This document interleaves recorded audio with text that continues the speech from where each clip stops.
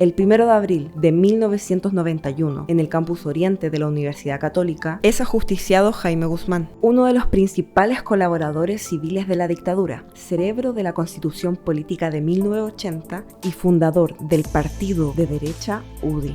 La acción forma parte de la campaña No a la Impunidad del Frente Patriótico Manuel Rodríguez, organización político-militar en la que participaba Mauricio, alias el comandante Ramiro.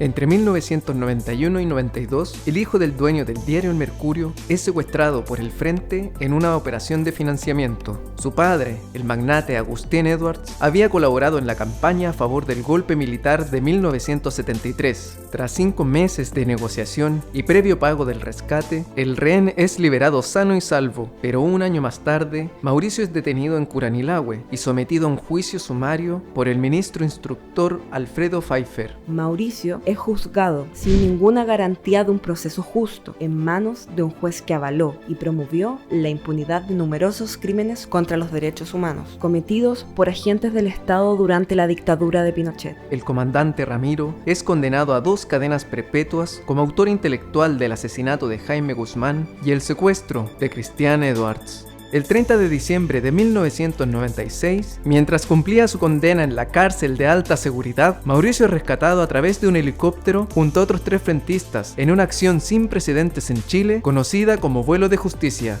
9 años más tarde, Mauricio es detenido en Sao Paulo junto a un grupo de militantes internacionalistas latinoamericanos que participaban en el secuestro del empresario Washington Oliveto. En un comienzo, Mauricio es condenado a 16 años por el secuestro. Sin embargo, debido a las presiones económicas y políticas que pesan sobre la fiscalía en Brasil, acaba siendo condenado con 30 años de cárcel, la pena máxima que permite la legislación de ese país. Durante el periodo que Mauricio permaneció preso en Brasil, pasó por 7 distintos penales, en los que se le mantuvo todo el tiempo en un régimen excepcional de aislamiento y castigo, denominado régimen disciplinar diferencial. Bajo este régimen carcelario, es sometido a diversas medidas que constituyen agravios a derechos humanos esenciales, los cuales no debían extenderse por más de 6 meses, pero que alcanzaron los 15 años, convirtiéndolo en el preso que más se mantuvo con este régimen en todo Brasil. En agosto del 2019, a puertas de acceder a un sistema semiabierto de reclusión al que años tenía derecho pero que se le negó arbitrariamente, los gobiernos de Jair Bolsonaro y Sebastián Piñera, sin siquiera notificar a su abogada, gestionaron la extradición de Mauricio a Chile. Sin embargo, el ministro instructor Mario Carroza lo condena a 2 penas de 15 años, sin considerar todo el tiempo que estuvo preso en Brasil para efectos de extradición, pasando por encima de tratados internacionales ratificados por nuestro país y con total parcialidad de parte de Carroza, quien sentenció según las presiones políticas del gobierno y la UDI. Desde el 20 de agosto de 2019, Mauricio se encuentra recluido en la sección de máxima seguridad en la Unidad Especial de Alta Seguridad. El Instituto Nacional de Derechos Humanos